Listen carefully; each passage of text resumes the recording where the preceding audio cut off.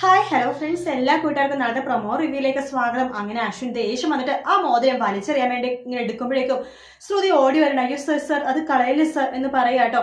അതിനുശേഷം ശ്രുതി പറയുന്നുണ്ട്, സർ ഈ മോതിരം എനിക്ക് വേണം, സാറിന്റെ ഒരു 100 പ്രാവശ്യം ഞാൻ സോറി പറയാം, സോറി സോറി സോറി എന്ന് പറയുമ്പോൾ അശ്വിൻ പറയുന്നുണ്ട് ചെവിയിൽ പിടിച്ചിട്ട് സോറി പറയാൻ പറയും. അങ്ങനെയാണ് ശ്രുതി 2 ചെവിയിലും പിടിച്ചിട്ട് സോറി പറയണത്.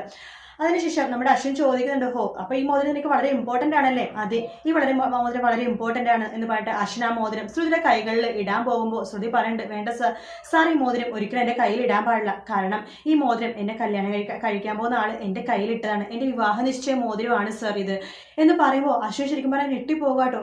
എന്താ നീ പറഞ്ഞത്? എന്റെ വിവാഹ നിശ്ചയ മോതിരമാണെന്ന്. അപ്പോഴേക്കും അശ്വിന്റെ കയ്യിൽ നിന്ന് ആ മോതിരം നിലത്തേക്ക് വീഴുവാട്ടോ. ആ ഒരു നെട്ടില്ല. അതിനുശേഷം ശ്രുതി ആ മോതിരം എടുത്തിട്ട് കയ്യിലേക്ക് ഇടാൻ പോകുന്നുണ്ട്. അപ്പോഴേക്കും അഞ്ജലി വരും. എന്താ ശ്രുതി ചോദിക്കുമ്പോൾ ഇതെന്റെ വിവാഹ നിശ്ചയ മോതിരമാണെന്ന് ശ്രുതി പറയുമ്പോഴേക്കും അഞ്ജലിക്ക് വല്ലാത്ത സന്തോഷം തോന്നുവാണ്. കൺഗ്രാചുലേഷൻ ശ്രുതി എന്നൊക്കെ പറയും കേട്ടോ. എന്തായാലും കാത്തിരുന്ന് കാണാൻ നാളത്തെ എപ്പിസോഡിനായിട്ട്. വീഡിയോ ഇഷ്ടപ്പെട്ടെങ്കിൽ ലൈക്ക് ചെയ്യാൻ മറക്കരുത്, സബ്സ്ക്രൈബ് ചെയ്യുക. മറ്റൊരു വീഡിയോ ആയിട്ട് വീണ്ടും കാണാം ഫ്രണ്ട്സ്. അതുവരെ ടേക്ക് കെയർ, ബൈ ബൈ.